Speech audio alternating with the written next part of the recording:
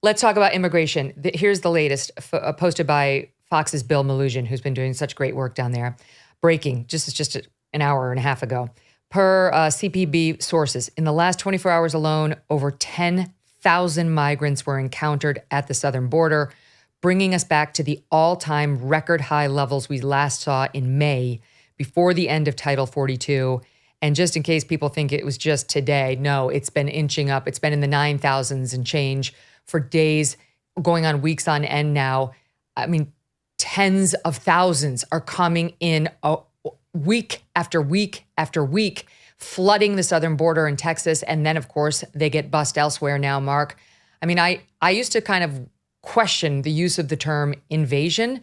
I'm not sure what other word there is at this point.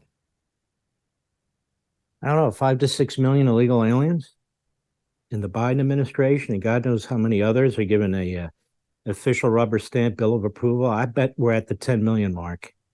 And I want people to think about that for a second, because where are all these people? You see them at the border, but now they're in every part of the United States. Who are all these people? We don't look at this, by the way. It's mostly single males. That's what the reporting is too. You look at the video, it's mostly single young men. And what's the problem with that? It's single young men who commit the most crime in the United States and in most countries all over the world. We don't have the capacity to know who most of these people are, whether they're friend or foe, whether they're criminal or terrorist or anything of the sort. And I want to talk about this in a little bit of a different way. When you have a president of the United States who does this to a country, who allows criminals to come across the border, potentially terrorists, he has no idea. Fentanyl and other drugs are killing up to 100,000 Americans every single year. When you have anarchy and mayhem going on that border, and now in the interior of the United States, women being raped and sold into sex trafficking, same with little kids. You have 85 to 100,000 young people from other countries who are now basically indentured servants in various hellholes here and there. This is not nature. This is man-made, because Joe Biden refuses to enforce the existing immigration laws.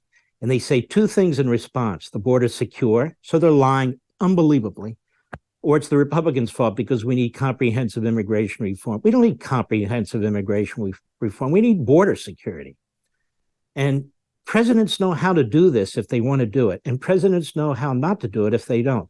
This is the most outrageous assault on the body politic, on the American people, in modern American history.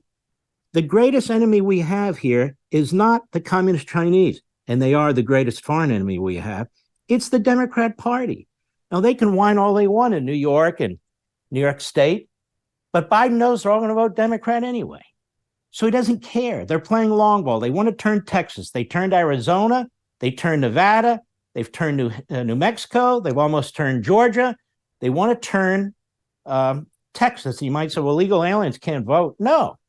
But when they're here long enough, their children are American citizens. They can vote. Or you have chain migration. People aren't even thinking about that. So when you're talking about 6 million illegal aliens, almost none of whom, very small percentage, show up for their administrative court date. So here's my point, Megyn. I was studying the history of the impeachment clause, and it goes back to Britain, and it goes back to the parliament trying to assert some power over the monarchy and over appointees of the monarchy, and then over members of its own body, parliament. And our framers looked very carefully all over the world at these different practices and these different rules and so forth. So they debated the impeachment clause at some length. And they were thinking about using the word maladministration. Madison said, that's too weak. Then we'll have a president impeached every other week. So they came up with the phrase treason, bribery, high crimes, and misdemeanors. So here's the problem. You have, again, these former federal prosecutors who don't know a damn thing about the Constitution, and others, like Democrats. And they say, well, you can't prove that Joe Biden took any money. Well, you don't have to prove that Joe Biden took any money. Andrew Johnson was impeached. That had nothing to do with money. Bill Clinton was impeached. That had nothing to do with money. Donald Trump was impeached twice. That had nothing to do with money. So what is it? What's the rule? So then you got to look at what each delegate said. And Where you go for that is at the state conventions. So I looked at North Carolina, Pennsylvania, and so forth. I know I'm a nerd. I can't help it. I read this stuff. I love this stuff. And what did I find out? The bottom line, the consensus position is political offenses against the society, against the citizenry. In other words, it's much broader than a specific piece of the criminal code, most of which didn't even exist. It's bigger than that. A high crime and misdemeanor, a high crime. Have you done something to the country that damages the country in a significant way? And so I've said on the radio, hoping that some of these Republicans on Capitol Hill will listen. In the Senate, they don't listen, but maybe some in the House. You go ahead and pursue the financial crimes. That's crucially important. Crucially important to know if the president of the United States is a Manchurian president, if he's been bought and paid for. Certainly looks like it to me. And the case is self-evident unless you're watching one of these crazy news channels. But what's troubling to me is the greatest reason that Joe Biden should be impeached is what you showed 2 minutes ago. He's violating his oath of office to uphold the rule of law, to uphold the Constitution. He is undermining existing laws that prevent what's happening from happening. The damage that he's doing to the country is incalculable. From a law enforcement perspective, safety and health perspective, our school systems are overwhelmed. Our communities are begging for help.